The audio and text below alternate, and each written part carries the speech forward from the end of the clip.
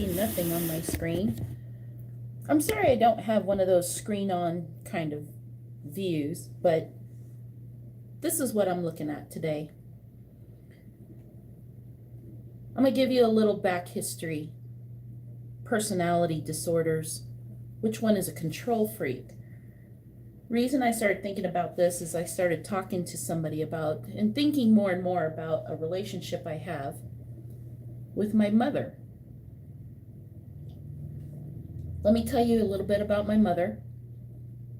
And let me first at least admit that yes, I don't have a relationship with my mother. It was too abusive, too much of the control freak thing going on. And not just that, just verbally abusive, and we'll get into that. But I have not spoken to my mother, I want to say, hey Sheila, I want to say since 2009. Since 2009. And all my life, she'd been a very controlling personality. And for the most part, she left me alone, except when I was in trouble. And then once she divorced my father, she redirected all that at me. And I was 11 or 12 years old. Now, the reason I'm talking about this is because I see now in my life, every once in a while, somebody will come along, and usually it's somebody that I've met over the internet. Now, don't everybody take this personally. I'm not talking about any of you. This person I've already kind of left.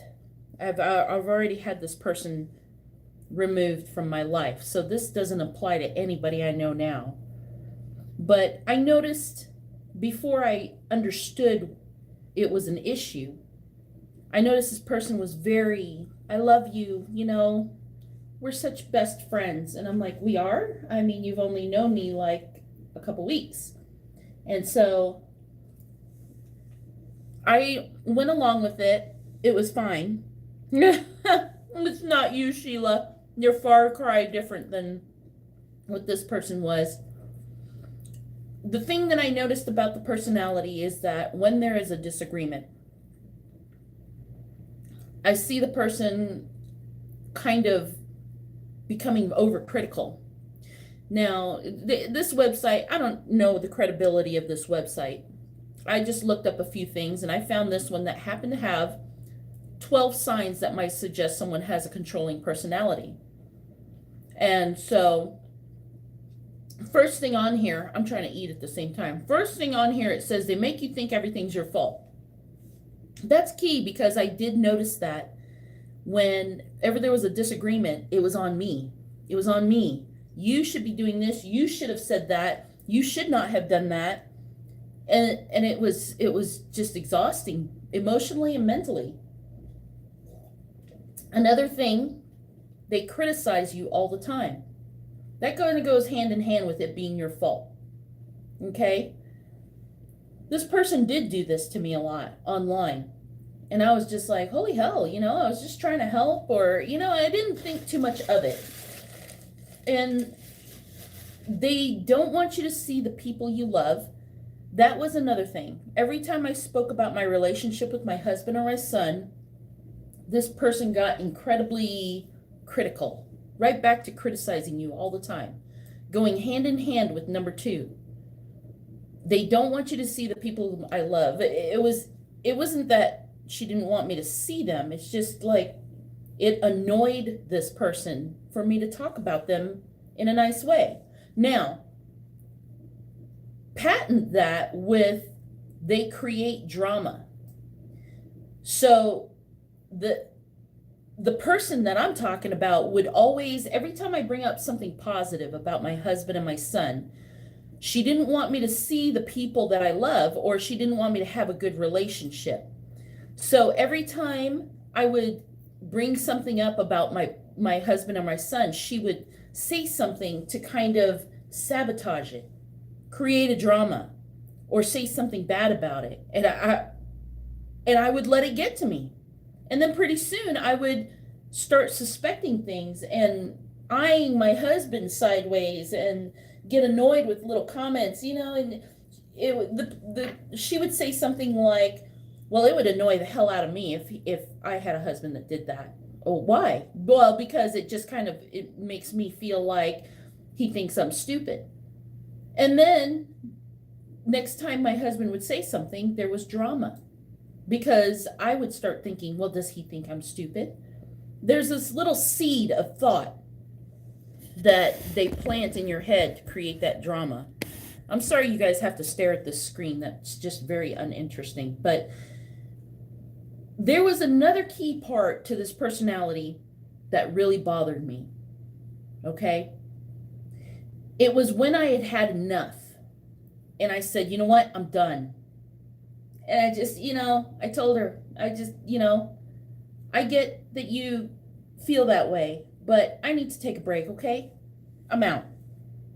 And then I would stop. I would just get away from this chat. I think at the time it was AOL. Next thing you know, I get a message. I'm in the hospital. I'm in the hospital. This last one here says they're moody. And I kind of think it's kind of like that. Or gaslight you. Okay.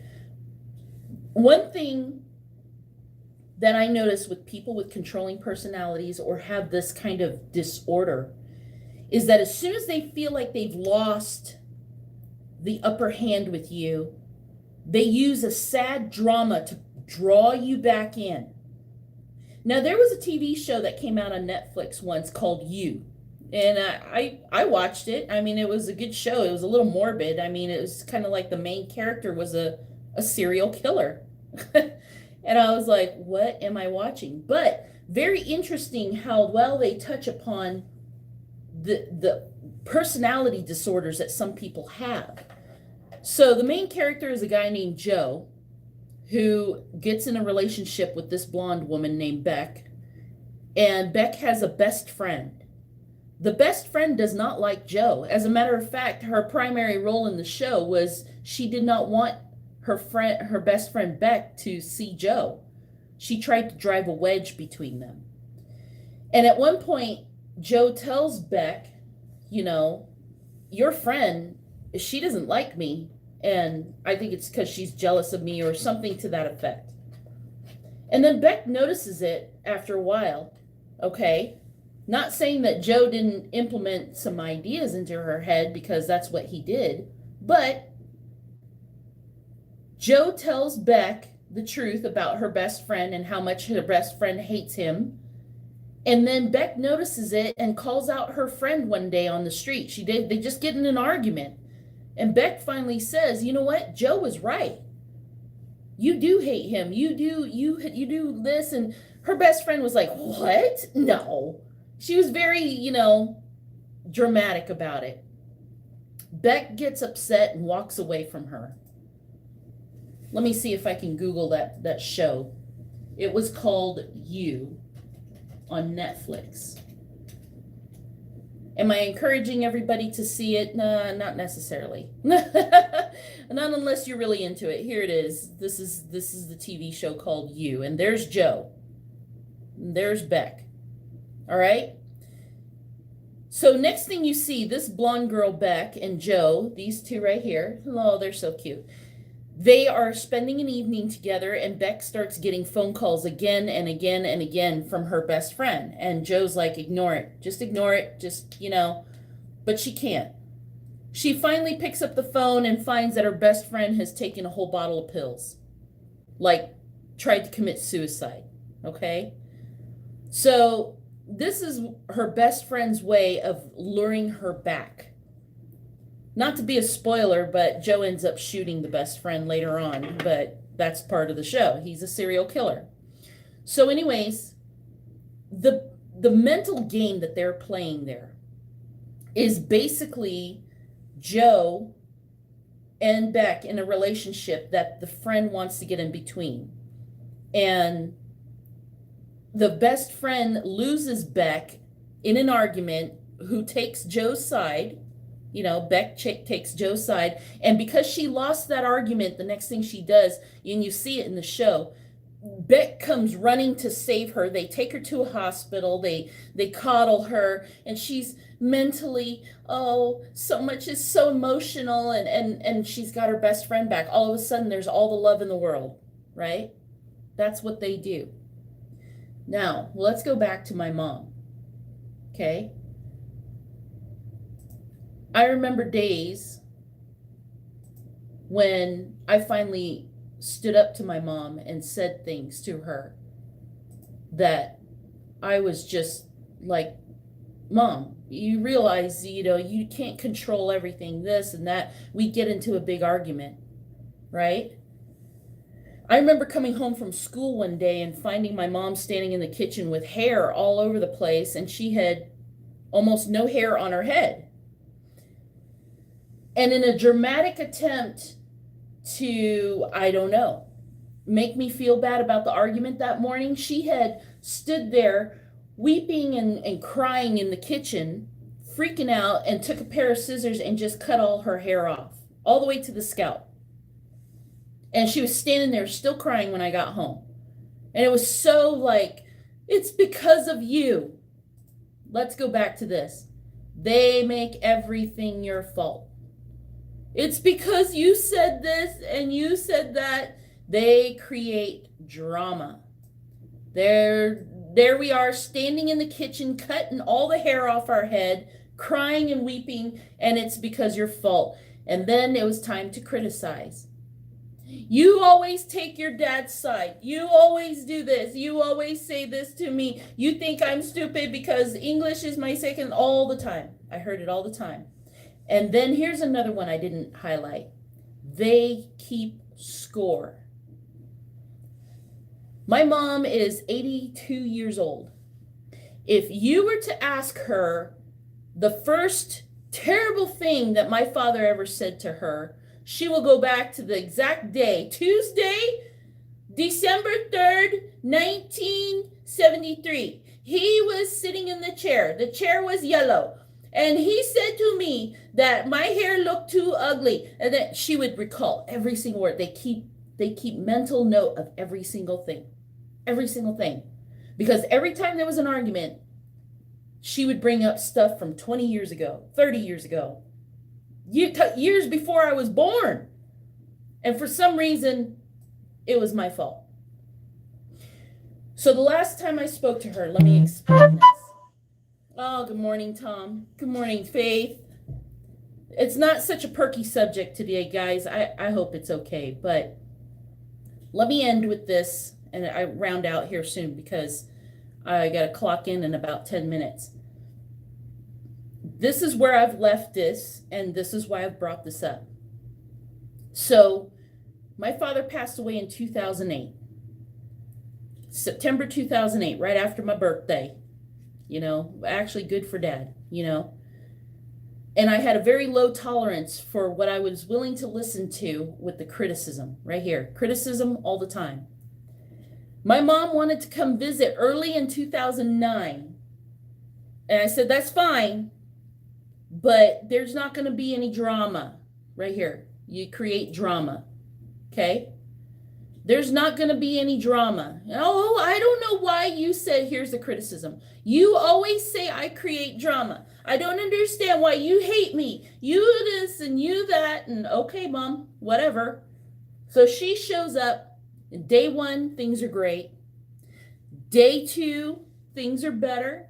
There's a lot of love. They don't want you to see people you love. By the way, she hated my ex-husband. She hated him. She would love him to his face, but turn around and just say the worst things to him. Day 3. Now, mind you, she was supposed to stay a whole week. Day 3. She was not happy about something that had to do with the military, because I was still in the military at the time, right? And she was not happy. I think it was because I had to go to PT early, and she had made breakfast. I couldn't stay. And she was upset because she keeps score here.